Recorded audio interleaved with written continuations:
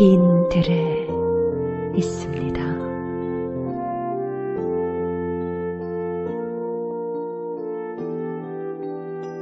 하나님, 지금 우리는 빈 들에 있습니다. 아무도 없는 외롭고 쓸쓸한 빈들에서 누가 우리를 도울 수가 있겠습니까? 나뭇잎은 다 떨어지고 그렇게도 풍성했던 들녘은 과거의 그림자일 뿐입니다. 지난 과거의 추억이 우리를 더욱 힘들고 외롭게 만듭니다. 그러나 이제는 과거를 보지 말게 하소서. 현실의 빈들에서 일어날 수 있는 하나님의 크신 능력을 주옵소서. 너희가 무엇을 보려고 광야에 나갔더냐? 빈들에서 우리는 무엇을 볼 수가 있습니까? 하나님의 은혜가 아니면 버텨나갈 수 없나이다. 외롭고 힘든 우리에게 함께 하소서. 길고도 추운 겨울을 힘겹게 지낼 외로운 사람들을 품에 안아주시고 감싸 주시옵소서.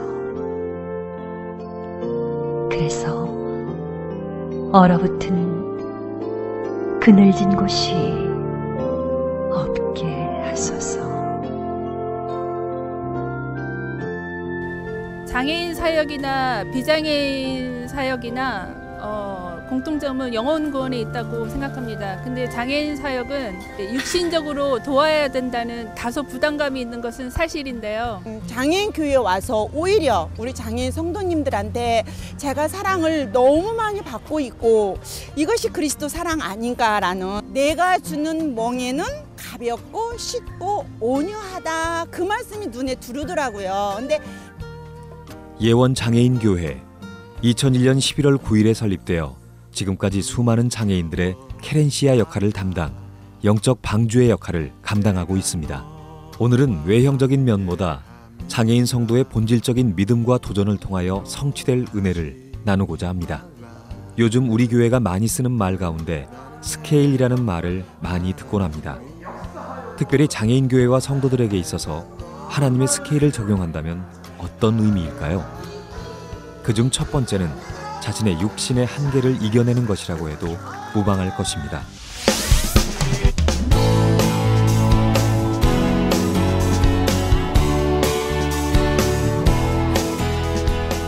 하나님이 가장 기뻐하시고 원하시는 것은 무엇일까요? 그것은 생명의 근원 되신 예수 그리스도를 따르려는 마음입니다. 지체장애와 지적장애를 모두 갖고 있는 최인영 자매가 예배를 드리려고 준비를 하고 있습니다. 그의 어머니 김경숙 권사도 거들고 계시네요. 장애는 정상적인 삶이 박탈되고 상실된 것입니다. 오직 당사자만 그 어려움을 알고 있습니다. 그래서 항상 주의 장막에 오는 것을 거부하게 만듭니다. 영적 싸움을 하고 있는 것이죠. 장애인이라는 꼬리표, 불편한 육신은 세상 살기가 힘겨울 정도로 사단, 마귀의 주된 공격 루트입니다. 내가 이제 이렇게 하고 싶은 말은 우리 딸한테 하는 말이 아니라 이렇게 좀 많이 담담하면서도 뭔지 모르게 겁을 내는 게 우리 장애인들한테 좀 그런 게 좀 있는 것 같아요. 여기 또 한 사람이 있습니다. 박승남 청년입니다. 전기 관련 학과를 나와 직장 생활을 하던 중 병이 발발했습니다. 증상은 손의 위축증입니다. 근육 기능이 떨어져 아무것도 못하는 희귀병입니다. 하지만 이 병도 복음을 받고 나니 대물림되었다는 것을 알게 되었죠. 저 나름대로 시한부 인생을 살고 있지만 저보다 더 힘드신 분들이 많을 거라고 생각합니다. 더욱이 장애는 창세기 3장으로 인한 것이기 때문에 복음의 각인, 뿌리, 체질이 되어야 합니다. 이처럼 크고 작은 장애를 안고 있는 장애인 성도들이 우리 교회에 많이 계십니다. 그렇기에 이들에게 있어서 예배는 생명줄입니다. 중요한 것은 이들의 생명은 하나님의 것이고, 그러니 부끄러워할 것도 낙심할 필요도 없는 것입니다.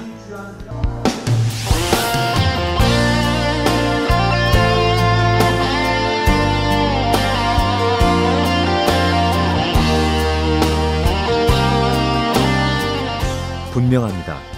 남들이 알아주지 않아도 하나님의 시선은 언제나 이곳에 머물러 있습니다. 2부 대예배를 마치고 장애인 성도들이 장애인 예배실로 몰려들고 있습니다. 장애인은 15가지 유형으로 분류됩니다. 우리 장애인 교회만 보더라도 지체장애 50%, 정신장애가 20%, 지적장애 20%, 나머지 10%, 약 100명이 예배를 드리고 있습니다. 이처럼 이들 뒤에는 헌신의 승부사들이 계십니다. 이들은 자원봉사자의 개념을 뛰어넘는 헌신을 하고 계시죠. 특별히 지난 지역장애인과 함께하는 여름수련회가 원네스홀에서 진행되었습니다. 강서구를 비롯해서 장애인 170명, 총 270명 이상이 참석했는데요. 여기서도 숨은 사역자들의 헌신은 빛났습니다. 이렇듯이 장애인 교회의 사역자들은 모두가 장애인들과 직간접적으로 연관되어 있습니다. 그야말로 끈끈한 필연적 관계 사역입니다. 때문에 이들을 위한 헌신 가운데는 중심이 담겨져 있고 일심, 전심, 지속적 사역이 가능한 것이죠.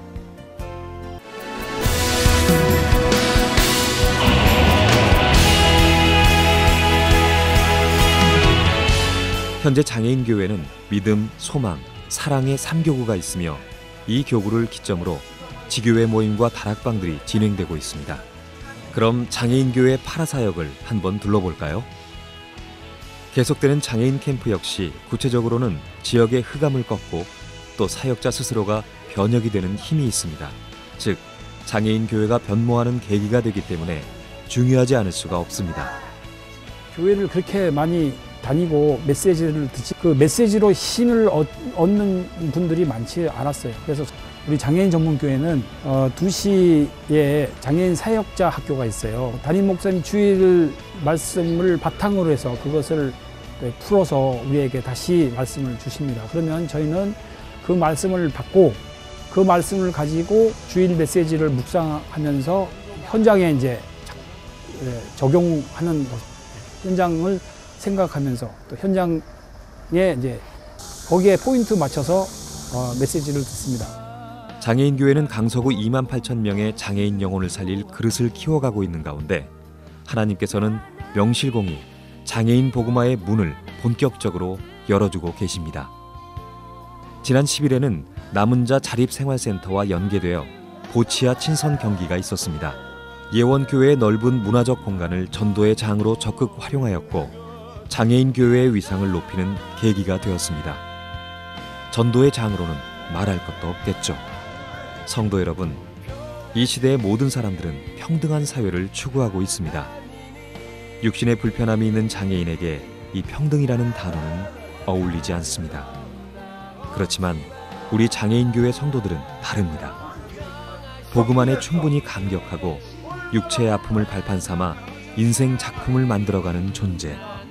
이런 장애인에게 큰 상급 주실 공평하신 하나님만을 믿고 신뢰합니다. 그리스도 언약 안에 있다는 믿음. 이 믿음은 아무도 막지 못합니다. 사도 바울은 육신의 고통 때문에 기도했을 때 하나님은 네 은혜가 족하다고 말씀하셨습니다. 복음은 그 어떤 것도 그 모든 것도 치유할 수 있는 생명의 근원이기 때문입니다. 믿음의 승부사가 되어 하나님께 영광 돌리는 삶을 사는 우리 장애인 성도들에게 많은 기도와 성원을 부탁드립니다. 추수할 곡식은 많으나 일꾼이 적어 추수할 일꾼들을 보내주시옵소서란 말씀처럼 이 귀한 사역에 함께 하실 동역자를 놓고 간절히 기도하고 있습니다. 장애인 사역을 통하여 하늘의 신령한 복을 체험하시면 좋겠습니다. 감사합니다.